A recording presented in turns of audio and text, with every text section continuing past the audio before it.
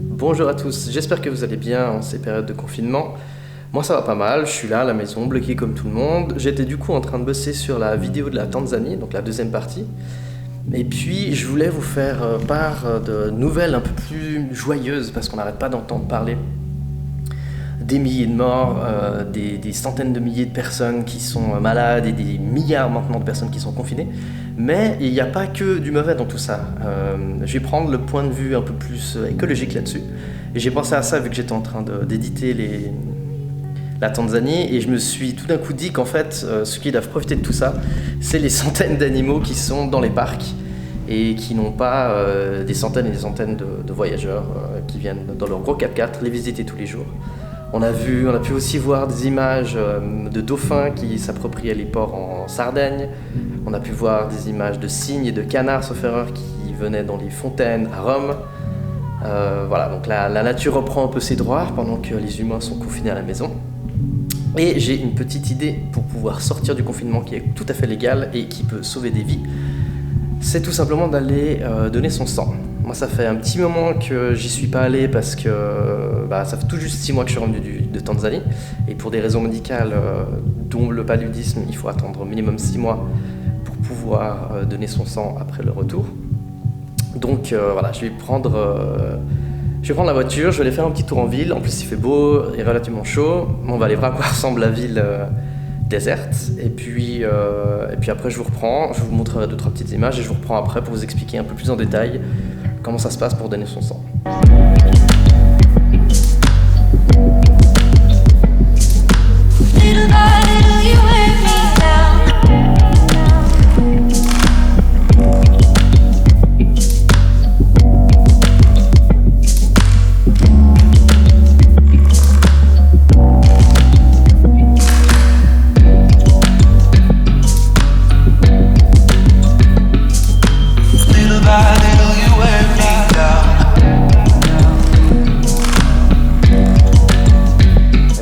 Des tentes de tri devant l'hôpital ici.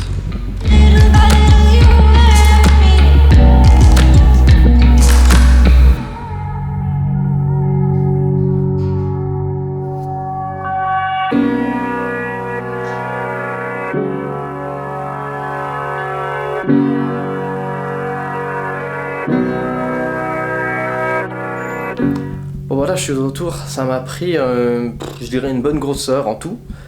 Donc je vais vous parler de comment ça se passe en tout cas au niveau des HUG à Genève, donc qui sont ouverts tous les jours du lundi au samedi, sauf le jeudi, il y a des horaires un peu spécifiques, donc si jamais, allez regarder sur le site internet.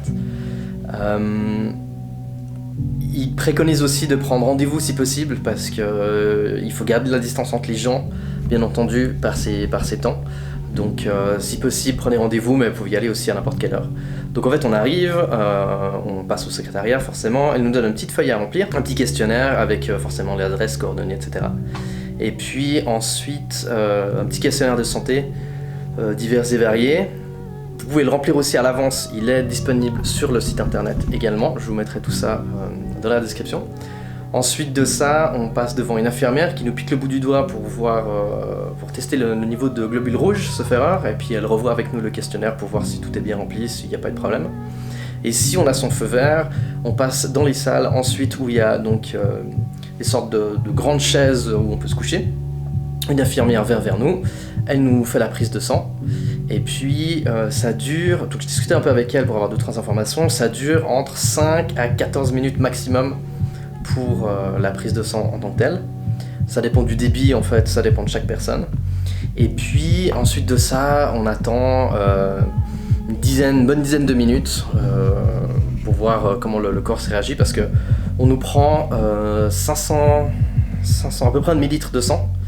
Et puis voilà, on peut avoir la tête qui tourne des fois, mais c'est assez normal. Si vous avez la tête qui tourne pendant ce temps, pendant qu'on est en train de vous prendre le sang, dites-leur, et puis ça vaut mieux d'arrêter, même si c'est un tout petit peu, ce sera déjà mieux que rien, mais ça sert à rien de tomber dans les pommes pour ça. Et puis ensuite de ça, quand on arrive à se relever, il y a un petit snack qui est ouvert avec à boire, à manger, prenez quelque chose de sucré. Et puis voilà, et puis après on finit avec un petit bandeau qu'on garde 2 heures, et puis la vie est belle. Et puis Une autre chose aussi, c'est que, bon, de toute façon ils le disent, si on a des symptômes, quels qu'ils soient, dans les 3 jours, mais maintenant ils ont attendu ça à 15 jours, il faut directement les appeler si on a de la fièvre, des maux de tête, n'importe quoi, vaut mieux les appeler. De toute façon tout est tracé pour savoir si jamais votre sang a été donné à quelqu'un ou pas. Et puis voilà, quelques petites recommandations aussi non négligeables avant d'y aller. Beaucoup boire, il faut boire au moins 1 litre à 1,5 litre, parce que dans votre corps forcément on va prendre du sang, donc il faut avoir un volume sanguin qui est plus important. Boire et puis manger pour éviter de tomber dans les vapes. Et puis voilà, c'est une occasion de sauver des vies, c'est une occasion de pouvoir connaître son groupe sanguin, voilà. Alors voilà, c'est vraiment quelque chose qui peut être très important, surtout en ces périodes. J'ai entendu qu'il y a une baisse de 40 à 50% suivant les villes, suivant les pays, de donneurs de sang, donc n'hésitez pas. Ça peut vous arriver malheureusement un jour d'avoir un accident et d'en avoir besoin, donc pensez-y. Sur ce, moi je vais recommencer à aller éditer la vidéo qui sortira normalement la semaine prochaine. Et puis je vous souhaite un bon confinement à tout le monde. Prenez soin de vous, restez à la maison qu'on puisse tous sortir le plus vite possible. Et à bientôt. Bye.